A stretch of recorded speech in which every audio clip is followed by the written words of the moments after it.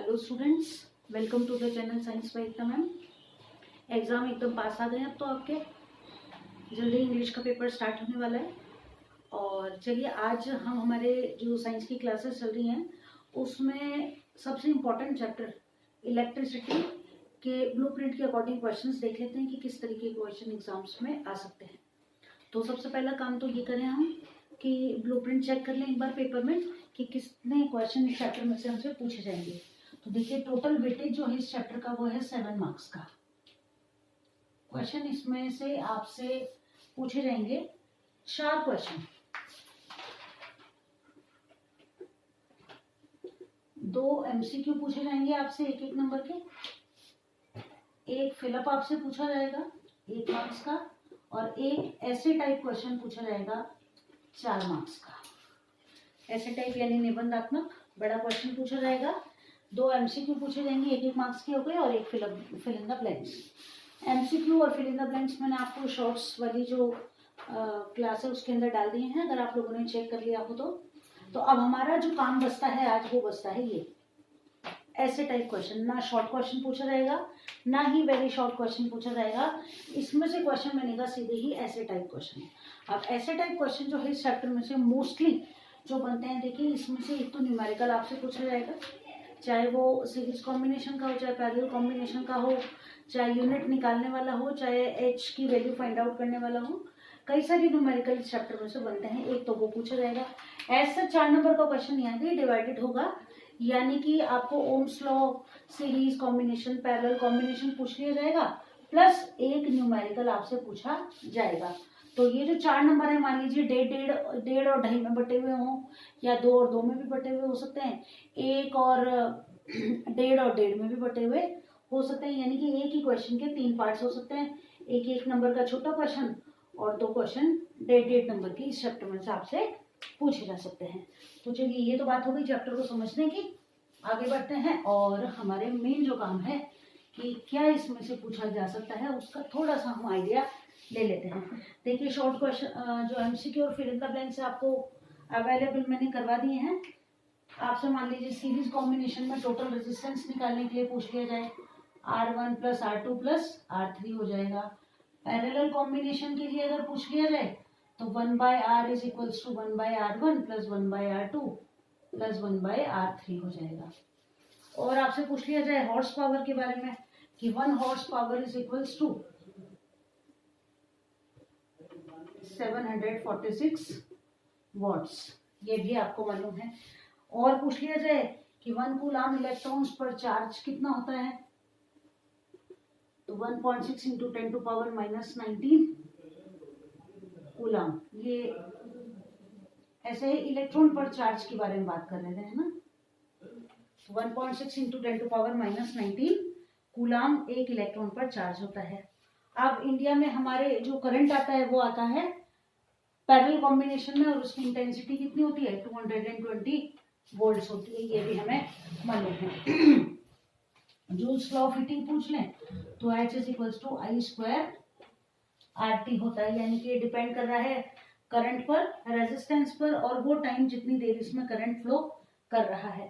Power के बारे में पूछ लिया जाए तो P is equals to I² R होता है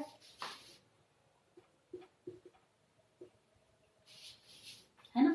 I को अपन क्या लिख सकते हैं, V is equals to IR होता है, तो I बराबर हो गया V अपॉन R, तो इसको हम V² अपॉन R² भी लिख सकते हैं, मल्टीप्लाइड बाय R, R से R कैंसिल हो गया, तो ये V² बाय R भी लिखा जा सकता है।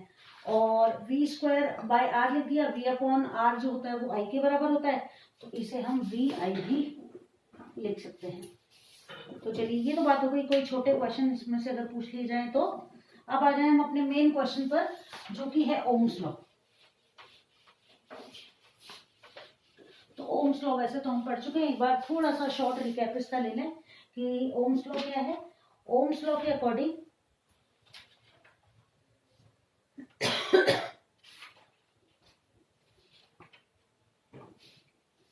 कि किसी भी सर्किट के अंदर ओम्स लॉ ये कहता है कि V इज प्रोपोर्शनल टू क्या होता है I।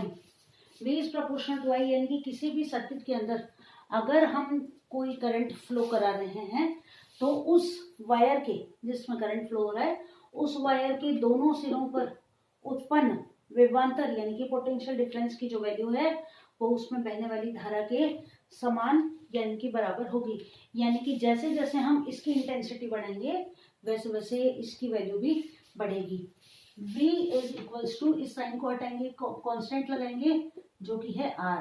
R जो है ये कहलाता है रेजिस्टेंस, या इसे कहा जाता है प्रतिरोध। ठीक है, V और I जब एक दूसरे के डायरेक्टली प्रोपोर्शनल हैं तो हम जब I और V के बीच में ग्राफ बनाते हैं तो हमें एक सीधी रेखा प्राप्त होती है जो कि ये बताती है कि जैसे जैसे I की वैल्यू बढ़ेगी वैसे वैसे V की वैल्यू भी बढ़ती है।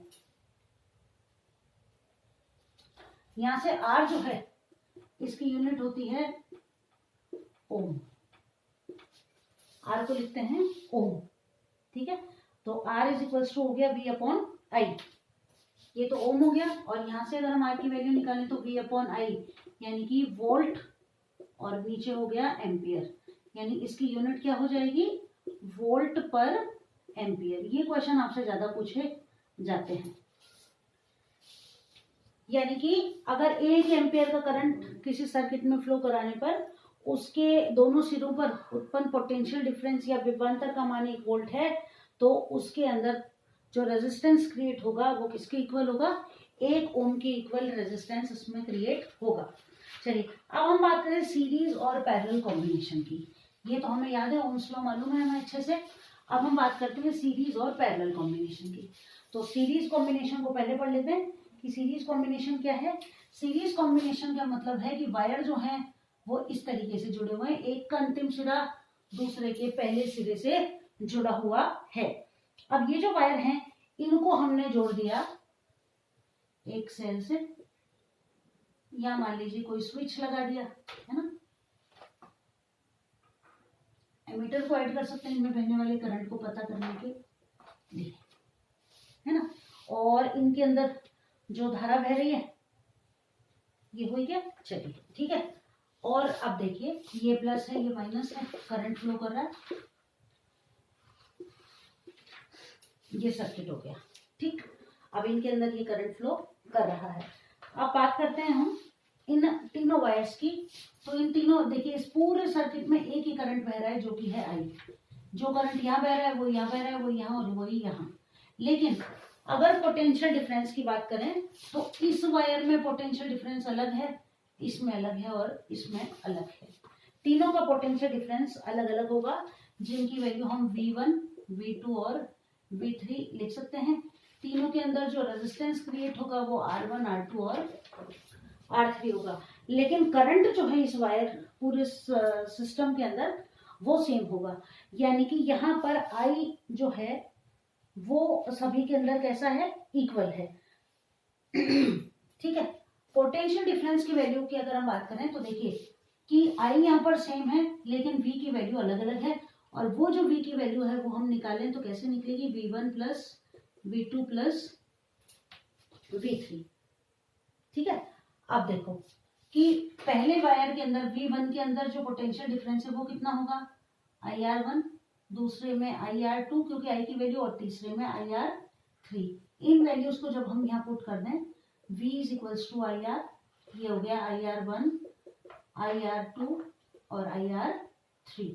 इन तीनों में से आप अगर I कॉमन ले लें तो बच गया R1, R2 और R3। यहाँ भी I R है, I से I कैंसिल हो गया, R is equals to R1 plus R2 plus R3। यानी कि श्रेणी क्रम संयोजन के अंदर, श्रेणी यानी सीरीज कॉम्बिनेशन के अंदर, सीरीज कॉम्बिनेशन की जब हम बात करते हैं तो सीरीज कॉम्बिनेशन के अंदर ये होता है कि जो टोटल रेजिस्टेंस है उसकी वैल्यू अलग अलग जो प्रतिरोध तार हैं यानी कि जो वायर कनेक्टेड हैं सर्किट के अंदर उनके अलग अलग रेजिस्टेंस के सम के इक्वल होता है। यहाँ पर ये ध्यान देने वाली बात है। तो ये बात हो गई सीरीज कॉम्बिनेशन की। मान लीजिए आपसे ये पूछ लिया जाए कि सीरीज कॉम्बिनेशन में टोटल रेजिस्टेंस को फाइंड आउट करने के लिए फॉर्मूला जो है उसको बनाइए या उसको बनाने का तरीका बताइए, ये पूछ लिया जाए और होगा ये कि अगर आपसे ये सीरीज कॉम्बिनेशन पूछा जाएगा तो न्यूमेरिकल आपसे पैरेलल कॉम्बिनेशन का पूछ लिया जाएगा। तो मोस्टली चांसेस ये रहते हैं कि ये अगर आपसे ऐसे पूछे तो उसका न्यूमेरिकल आपसे पूछ लिया जाता है। और अब जब इस चैप्टर में हमको पता है कि केवल लॉन्ग क्वेश्चन ही आने वाला है तो कंफर्म है कि न्यूमेरिकल तो पूछा ही जाएगा। तो अब हम बात करते हैं पैरेलल कॉम्बिनेशन की, फिर न्यूमेरिकल सॉल्व करते हैं। चलिए,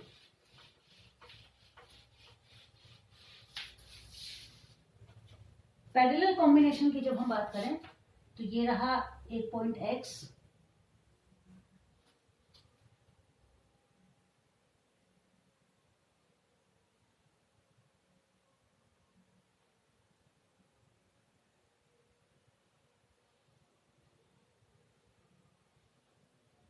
ये हो गया y।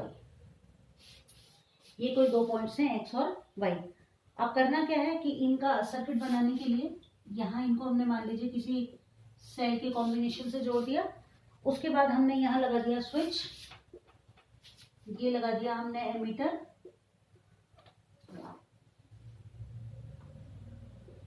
ठीक है। अब क्या निकालना है, पोटेंशियल डिफरेंस को फाइंड आउट करना है। तो पोटेंशियल डिफरेंस को फाइंड आउट करने के लिए हम क्या करते हैं, ये देखिए, ये x और ये y, इनके बीच का पोटेंशियल डिफरेंस निकालने के लिए यहाँ हम जोड़ देते हैं एक वोल्ट मीटर को। अब वोल्ट मीटर यहाँ क्यों जोड़ा, क्योंकि इन दोनों सिरों के बीच के विभवांतर या वोल्ट पोटेंशियल डिफरेंस को हमें नोट करना है। ये प्लस है, करंट इधर फ्लो करेगा तीनों वायर्स के अंदर, यहाँ से वापस आ जाएगा, ठीक है ना। तो ये प्लस है, ये हो जाएगा प्लस और माइनस, क्लियर। चलिए, अब देखो यहाँ पर क्या है कि x और y के बीच की दूरी बराबर है, चाहे ये वायर हो, चाहे ये वायर हो, चाहे ये वायर हो। यानी कि यहाँ पर क्या है कि जो पोटेंशियल डिफरेंस की वैल्यू है वो तो कैसी है, इक्वल है। करंट तीनों में क्या आ रहा है, अलग अलग आ रहा है, ठीक है ना। तो देखो यहाँ पर V की वैल्यू कैसी है, करंट इसमें अलग है I1, इसमें I2 और इसमें I3। रेजिस्टेंस तो अलग होगा ही, R1, R2 और R3। यानी कि यहाँ पर हमें जो वैल्यू फाइंड आउट करनी है वो वैल्यू फाइंड आउट करनी है हमें I की। यानी कि इनके अंदर जो करंट फ्लो कर रहा है, तीन भागों में बट रही धारा यहाँ आकर तीन भागों में जब ये धारा बढ़ जाती है तो यहाँ हम वैल्यू किसकी फाइंड आउट करेंगे, I की। यानी कि ये धारा अलग अलग कितनी कितनी कहाँ कहाँ बह रही है। तो I बराबर हो गया I1 plus I2 plus I3। अब आप लिख देंगे पहले वायर में I1, I is equals to क्या होता है, V अपॉन R। यानी कि I1 जो है ये किसके बराबर हो जाएगा, V अपॉन R1। अब मैंने V1 क्यों नहीं लिखा, V1 मैंने इसलिए नहीं लिखा क्योंकि तीनों ही वायर्स का पोटेंशियल डिफरेंस इक्वल है। I2 हो जाएगा V अपॉन R2 और I3 हो जाएगा V upon R3। Value find out लिख देते हैं। तो देखो I is equals to I1 plus I2 plus I3, ये हो गया V upon R, V upon R1, V upon R2 और V upon R3। V upon R as it is, यहाँ V बाहर कॉमन ले लिया, अंदर बच गया 1 बाय R1, 1 बाय R2 और 1 बाय R3। क्लियर, V से V कैंसिल, तो ये टोटल फॉर्मूला निकल के आ गया 1 by R is equals to 1 by R1, 1 by R2 and 1 by R3। थोड़ा जल्दी जल्दी इसलिए चल रहे हैं क्योंकि अब हमारा इंग्लिश का पेपर होने वाला है और रिवीजन जल्दी जल्दी करना जरूरी है। यानी यहाँ से हमने ये देखा कि जब इन वायर्स को आप पैरेलल कॉम्बिनेशन में जोड़ते हैं तो जो टोटल रेजिस्टेंस की वैल्यू है वो सभी वायर्स के रेजिस्टेंस की वैल्यू के सम के रेसिप्रोकल के इक्वल होती है।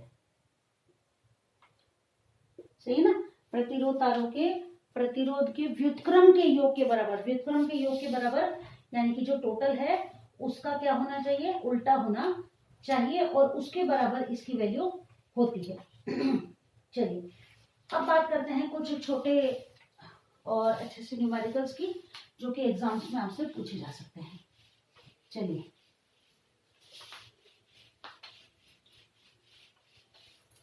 देखिए इस टाइप के क्वेश्चन आपसे ज्यादातर पूछे जाते हैं कि 2, 3 और 6 ओम। क्वेश्चन ये रहा कि एक तो 2 ओम है, एक 3 ओम दिया हुआ है और एक 6 ओम है, ठीक है। ये रेजिस्टेंस है 3 का, ये 3 रेजिस्टर्स हैं, इनको कैसे जोड़े, ठीक है। ये 3 रेजिस्टर्स हैं, how will you join them,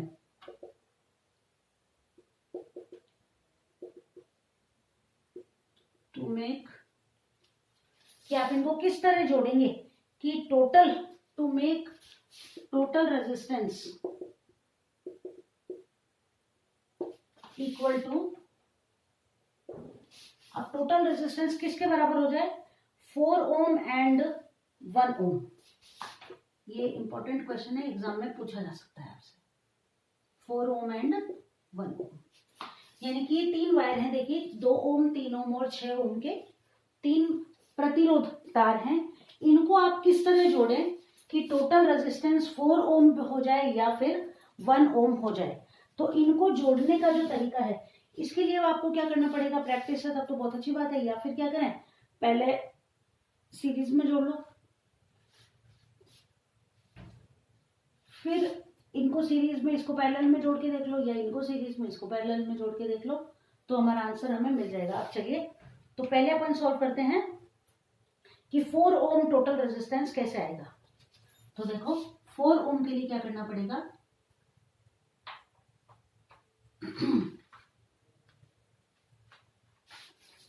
एक रेजिस्टर ये जो है, ठीक है, तो 3 और 6 जो है इनको तो हम जोड़ देंगे पैरेलल कॉम्बिनेशन में, और 2 को हम जोड़ देंगे सीरीज कॉम्बिनेशन में।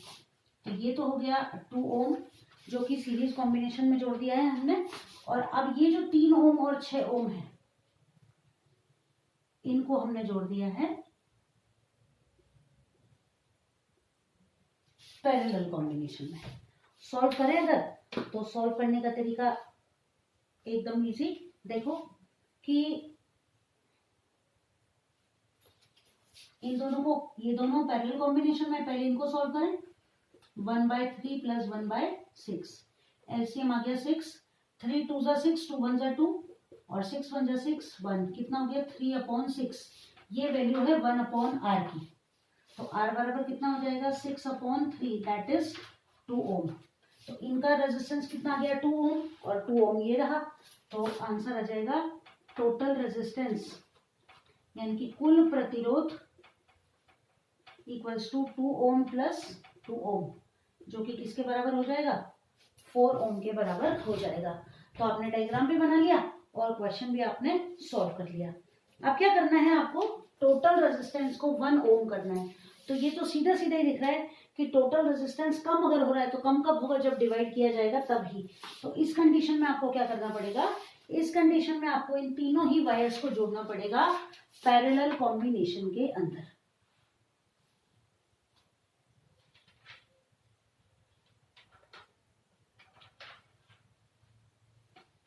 टू ओम, 3 ओम और 6 ओम, ठीक, तीनों को ही आपने पैरेलल कॉम्बिनेशन में जोड़ लिया।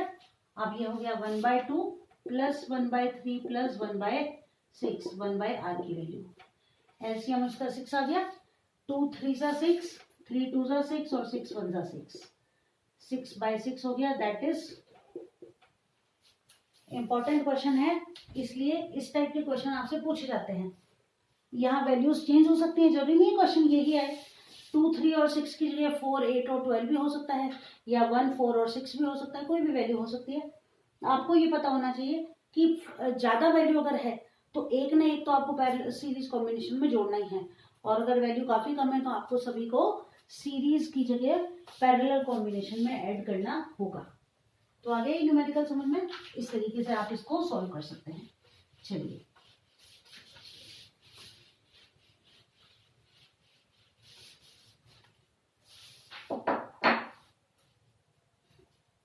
अब देखिए एक क्वेश्चन हम सॉल्व करते हैं जूल्स लॉ ऑफ हीटिंग पर। क्वेश्चन नंबर 2 को सॉल्व करते हैं। जूल्स लॉ ऑफ हीटिंग पर एक क्वेश्चन सॉल्व करते हैं कि 20 ओम रेजिस्टेंस की कोई प्रेस है, इलेक्ट्रिक आयरन है,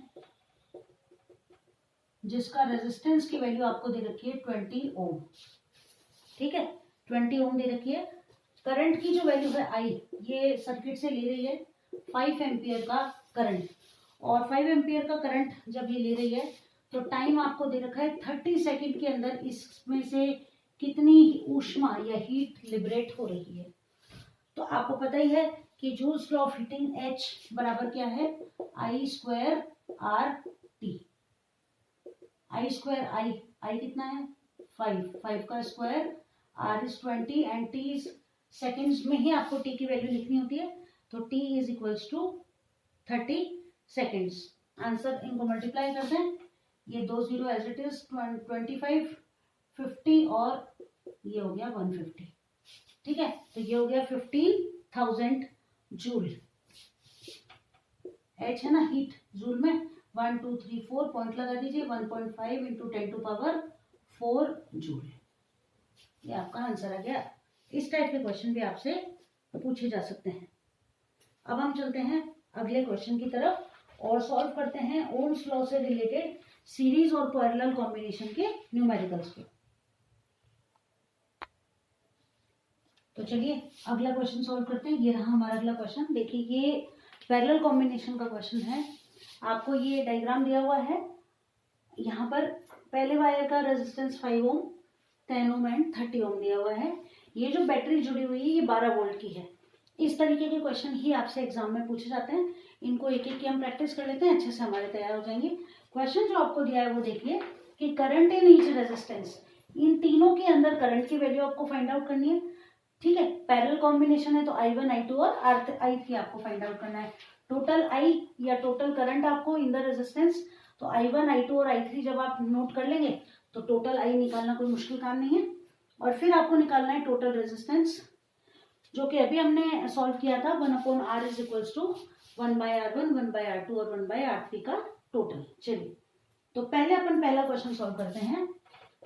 कैसे आपको सॉल्व करना है देखिए, current in each resistance I1 आपको फाइंड आउट करना है, या current in first resistance wire I1। तो देखो कि V is equals to IR है, तो I बराबर हो गया V/R, यानी कि I1 बराबर कितना हो जाएगा V/R1। ये होगा ना, V तो तीनों में बराबर है क्योंकि इस बिंदु की और इस बिंदु की दूरी तीनों ही वायर्स के लिए इक्वल है। तो V जो है वो यहाँ पर कैसा है, कांस्टेंट है। कांस्टेंट यानी इसकी वैल्यू फिक्स है। क्लियर, आप कोशिश कर लेते हैं, सॉल्व कर लेते हैं। V जितने वोल्ट की आपकी बैटरी है वो आपकी V की वैल्यू है, कंफ्यूज होने की जरूरत नहीं है। कितने वोल्ट की बैटरी है आपकी, 12 वोल्ट की, तो V की वैल्यू क्वेश्चन में आपको कहीं भी कोई भी जगह लिखनी हो तो आपको 12 वोल्ट लिखनी है। ठीक है, तो V इज इक्वल्स टू 12 हो गया। R1 आपने कितना निकाला है 5। अब क्या करना है, आपको 5 का 12 से डिवाइड कर देना है। डिवाइड करके देख लेते हैं। देखिए 5 2 10 पॉइंट लग गया, 2 बच गए, 20 हो गए, 5 4 20। क्या निकाल रहे हैं आप, I की वैल्यू निकाल रहे हैं, साथ के साथ इसकी यूनिट लिख दीजिए। तो I के लिए यूनिट हम लगाते हैं एम्पियर। क्लियर है, ठीक। अब I2 की वैल्यू फाइंड आउट करते हैं। I2 V/R2, V 12 ही रहेगा, ये चेंज नहीं होगा। R2 देखिए कितना है 10, पॉइंट लगा दें ओनली 1.2 एम्पियर। हो गया solve. Third one is I3, कितना है 30, ये हो जाएगा V/R3, यानी कि 30/10 कैंसिल हो गए, ये हो गया 3 एम्पियर। ये लो, मान लो 1.5 नंबर का आता है तो आधे नंबर का क्वेश्चन हमारा सॉल्व हो गया। अब क्या करना है आगे, अभी क्या होता है हम छोड़ देते हैं, हम सोचते हैं यार शायद हमसे गलत हो जाएगा, जबकि बहुत इजी है, छोटा मोटा डिवाइड करना है केवल। देखो हो गया हमारा आधा नंबर तैयार। अब अगला आधा नंबर देखो कि सेकंड क्वेश्चन, I की वैल्यू आपने निकाल ली, I1 I2 I3। क्या निकालना है, total resistance of the circuit. तो I बराबर क्या है, I1 plus I2 plus I3। निकाल दें इसकी वैल्यू। I1 कितना है 2.4, I2 है 1.2 और I3 है 3। क्लियर है, इन तीनों को जोड़ देते हैं। तीनों को जोड़ें अगर तो इसकी वैल्यू आ गई 3 एम्पियर। अरे ये गलत हो गया, सॉरी, इसको ठीक करें। 12/30, मैंने 30/10 लिख लिया। चलिए 30 का 12 से डिवाइड करते हैं तो 3 4 जा 12 होता है, तो ये आ जाएगा 0.4 एम्पियर। ठीक है, इसको करेक्शन कर लेना। ठीक है, अब देखो 4 और 4 8 और 2 10 की 0, कैरी 1 2 और 1 3 और 1 4, 4.0 एम्पियर टोटल क्या हो जाएगा, सर्किट का टोटल रेजिस्टेंस हो जाएगा। 4.0 ना लिखिए 4 भी लिख दें तो भी चलेगा। ठीक है, आप क्वेश्चन नंबर थर्ड, आगे एक नंबर आधा और आधा एक हो गया। Total resistance of the circuit, यानी कि इस परिपथ का कुल प्रतिरोध हमें ज्ञात करना है। तो हमें दिख रहा है ये समानांतर क्रम में है, यानी कि पैरेलल कॉम्बिनेशन में है। तो 1/r will be equal to 1/r1, 1/r2 और 1/r3। 1/r1, r1 की वैल्यू कितनी है 5, r2 कितना है 10 और r3 कितना है 30। अब क्या करना है हमें 10, 30 और 5 का एलसीएम ले लेना है और जिसकी वैल्यू मुझे लगता है 30 ही आनी चाहिए। 5 6 जा 30, 10 3 जा 30 और 31 जा 30। कितना हो गया 10/30। 0 से 0 कैंसिल हो गया। 1/r की वैल्यू आ रही है 1/3, तो r की वैल्यू कितनी हो जाएगी 3 ओम। ये लो, ये पूरा 1.5 नंबर अगर हमारा सॉल्व हो गया, क्वेश्चन आराम से आ गया। इस तरह इन क्वेश्चंस को सॉल्व किया जाता है। चलिए, तो हो गया क्वेश्चन सॉल्व, अच्छे से आ गया समझ में। अब हम चलते हैं हमारे अगले क्वेश्चन की तरफ। तो चलिए, ये है हमारा अगला क्वेश्चन जो कि है सीरीज कॉम्बिनेशन से रिलेटेड। ये भी एक इम्पॉर्टेंट क्वेश्चन है। देखिए यहाँ पर ये एक रेजिस्टेंट वायर है जिसका रेजिस्टेंस है 4 ओम।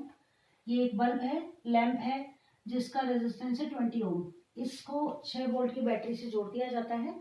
आपको फाइंड आउट करना है total resistance of the circuit, current flowing in the circuit और potential difference between the lamp and the resistance wire. देखिए, सबसे पहले हमको वैल्यू निकालनी है किसकी, टोटल रेजिस्टेंस की। तो आर की वैल्यू हम फाइंड आउट करते हैं। आर की वैल्यू फाइंड आउट करने के लिए क्या करना पड़ेगा, देखिए कि दो हैं ये आर, और आर की वैल्यू फाइंड आउट करें अगर हम, तो आर की वैल्यू फाइंड आउट करने के लिए आर इज इक्वल्स टू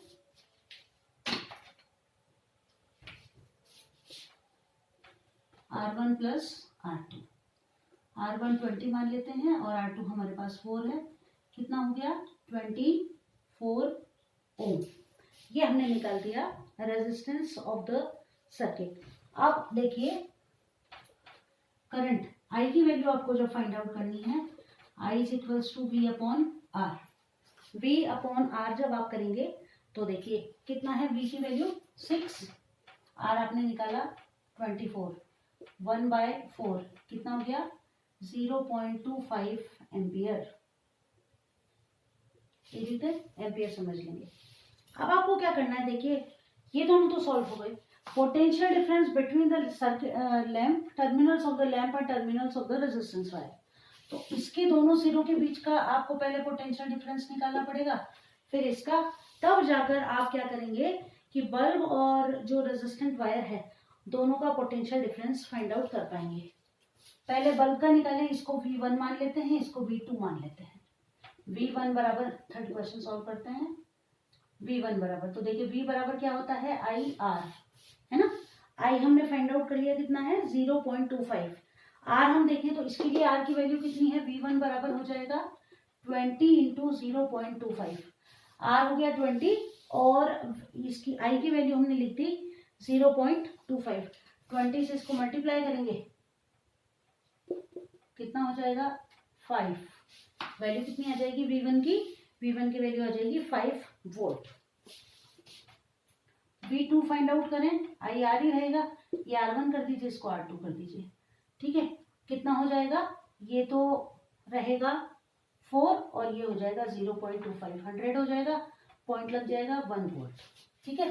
तो टोटल V की वैल्यू कितनी आ गई हमारे पास, V is equals to V1 plus V2 that is 5 plus 1, कितना हो गया 6 वोल्ट। अब आपको क्या निकालना है, इनके बीच का रेजिस्टेंस निकालना है। तो R बराबर कितना होता है V अपॉन I। V हमको पता है कितना है 6 और V हमने निकाल लिया 6 और I की वैल्यू कितनी है 0.25। इसका पॉइंट हटा देंगे, 0 2 हो जाएंगे ऊपर, 600/25 हो जाएगा। 25 2 जा 50, 10 बच गए 4, कितना आ गया 24 ओम। R की वैल्यू आ जाएगी 24 ओम, ठीक है। तो ये न्यूमेरिकल हो गए। इस तरीके से आपको न्यूमेरिकल को सॉल्व करना है। फॉर्मूला एक ही काम आएगा, V is equals to IR। Series combination है तो ध्यान रखिए, पैरेलल कॉम्बिनेशन है तो भी ध्यान रखिए। जैसे पैरेलल कॉम्बिनेशन है तो V की वैल्यू कांस्टेंट रहेगी और सीरीज कॉम्बिनेशन है तो I की वैल्यू कांस्टेंट रहेगी। सभी में बहने वाले जो धारा है उसका मान कैसा है, इक्वल है। ठीक है, तो इस तरह आप इस न्यूमेरिकल को सॉल्व कर लेते हैं और जल्दी मिलते हैं अगली क्लास में और अगले चैप्टर का रिवीजन करते हैं, साथ ही साथ इंपॉर्टेंट क्वेश्चंस को भी सॉल्व कर लेते हैं। ये न्यूमेरिकल्स आपको अच्छे से समझ में आ गए होंगे। अभी भी कोई दिक्कत हो, कोई न्यूमेरिकल नहीं आ रहा हो समझ में, तो मुझे लिखकर भेज दीजिए, मैं वो वाले न्यूमेरिकल सॉल्व करवा दूंगी जो आपको आ नहीं रहा है। ठीक है, इन क्वेश्चंस की प्रैक्टिस कीजिए और अच्छे से तैयारी करते रहिए। Best of luck.